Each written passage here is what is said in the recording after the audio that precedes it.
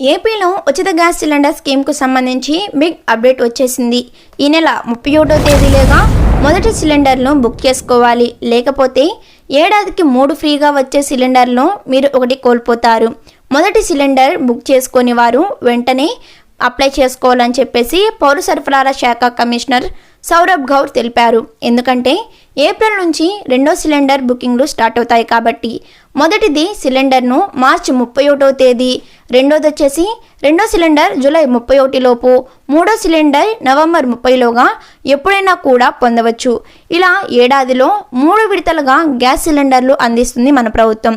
Gas cylinder book చేసుకున్న 24 లేదా 48 గంటల్లో డెలివరీ చేస్తారు. అయితే ఈ పథకంలో ఏమైనా సందేహాలు ఉంటే 1967కి కాల్ చేసి తెలుసుకోవచ్చు. సో చూసారు కదా, ఇంకా మీరు ఫస్ట్ సిలిండర్ అనేది బుక్ చేసుకోకపోతే వెంటనే బుక్ చేసుకోండి.